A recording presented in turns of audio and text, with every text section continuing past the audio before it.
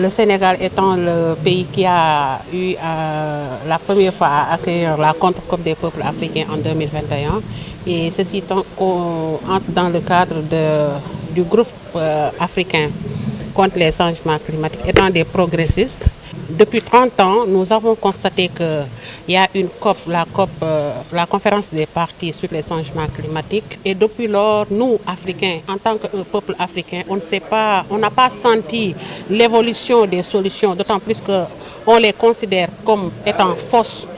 Parce qu'on n'implique pas les communautés qui vivent l'impact des changements climatiques. Venez au Sénégal, allez à Bargny. Cette année-ci, la mer a dévoré une grande partie des maisons qui se trouvent sur le littoral. Allez dans le delta du Saloum, la mer avance, il y a beaucoup de terres qui sont salées. Ce qui est attendu, c'est donner la parole aux communautés qui vivent l'impact des changements climatiques en Afrique. C'est de parler au monde entier, de donner la voix à ces communautés, mais associer les communautés aux prises de décision. D'autant plus que c'est nous qui vivons ces impacts. On ne peut pas prendre des décisions sans nous. Quand les pays du Nord prennent des décisions, proposent des solutions, ça peut être faux parce qu'on n'est pas impliqué. Alors que c'est nous qui subissons l'impact des changements climatiques.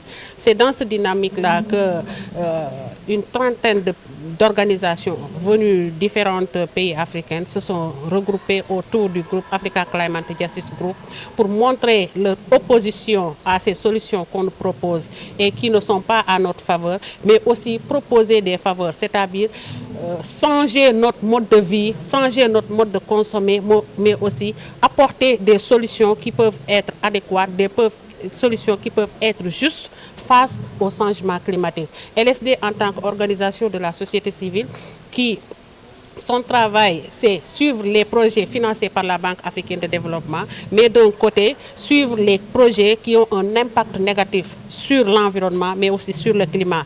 Et dans cet aspect, le travail qu'on fait, c'est inciter la Banque africaine de développement. S'il veut respecter ses engagements sur le climat, elle n'a qu'à revoir sa politique énergétique qui est obsolète, tout en s'alignant avec les banques multilatérales de développement, non seulement en révisant la politique énergétique, mais en abandonnant les énergies fossiles, le financement sur les énergies fossiles. Ça, c'est le travail de LSD. Mais à côté, on collabore, on travaille avec des organisations africaines qui ont une même vision, un même objectif sur la lutte contre les changements climatiques.